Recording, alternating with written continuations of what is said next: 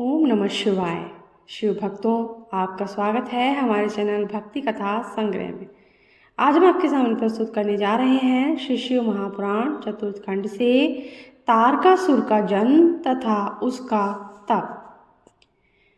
कुछ समय के पश्चात वज्रांग की पत्नी गर्भवती हुई और समय आने पर उसने एक लंबे चौड़े शरीर वाला अति पराक्रमी बालक को जन्म दिया। उसके जन्म के समय समस्त संसार में अपशगुन और उपद्रव होने प्रारंभ हो गए।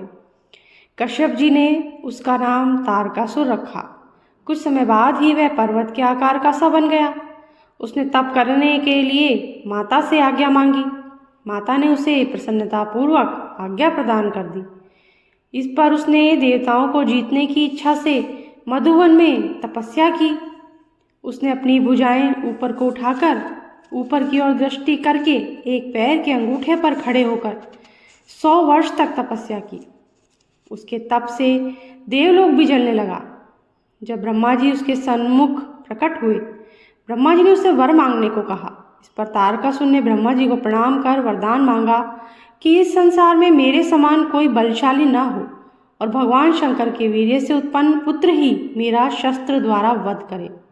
इस पर ब्रह्मा जी तथास्तु कहकर अपने लोक को चले गए। इसके पश्चात ब्रह्मा जी से आज्ञा लेकर शंकराचार्य जी ने दैत्यों का राजा तारकासुर को नियुक्त किया। वह देवताओं को पीड़ित करता हुआ दंड देने लगा। इंद्र ने भयभीत होकर तारकासुर को खजाना, ऐरावत हाथी, उच्चैश्रवा घोड़ा आदि प्रदान किए। ऋषियों ने तारकासुर को कामधेनु गाय प्रदान की। उसने पृथ्वी पर घूम घूम कर संसार की समस्त उत्तम वस्तुओं पर अपना अधिकार कर लिया।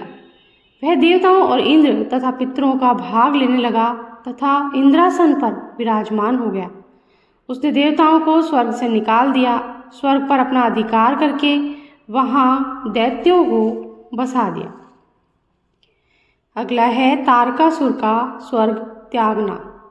ब्रह्मा जी बोले, जब देवता मेरे पास आकर अपना दुख बताने लगे, देवताओं का दुख सुनकर मैंने कहा, मैं तो तारकासुर को मार ही नहीं सकता। इसे तो मैं ही क्या, भगवान श्री हरि और भगवान शिव जी भी नहीं मार सकते, परंतु भगवान शिव के वीर्य से उत्पन्न पुत्र ही इसे मार सकता है। इसलिए दक्ष की पुत्री सती ने इस समय हिमाचल के यहाँ मैना के गर्भ से पार्वती के रूप में जन्म लिया है। उसका विवाह भगवान शिव से होगा। उससे जो पुत्र होगा वही तारकासुर को मार सकेगा। अब तुम लोग भगवान शिव के पास जाकर पार्वती का विवाह उनसे कराने का प्रयत्न करो। फिर मैं भी स्वयं तारकासुर के पास जाकर उसे समझाने का प्रयास करने लगा।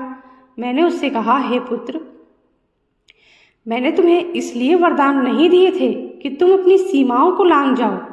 यह स्वर्ग तो देवताओं के लिए बनाया गया है। तुम अति शीघ्र इसे छोड़कर पृथ्वी पर लौट जाओ और पृथ्वी पर ही राज्य करो, नहीं तो तुम्हें दुख भोगने पड़ेंगे। मैं उसे समझाकर चला गया। तारकासुर ने भी स्वर्ग को छोड़ दिया और पृथ्वी पर शोणित नगर पर शासन करने लगा। देवता स्वर्ग में इंद्र के साथ रहने लगे। इसी के साथ आज का ये छोटा सा वीडियो हम समाप्त करते हैं। अगर आपको अच्छा लगा हो तो लाइक कर दीजिए और चैनल को सब्सक्राइब नहीं किया है तो सब्सक्राइब कर दीजिए, बेल आइकन प्रेस कर दीजिए ताकि हमारे आगे आने वाले वीडियोज़ आपको आसानी से मिल सकें। Thank you. जय शिव शंभू।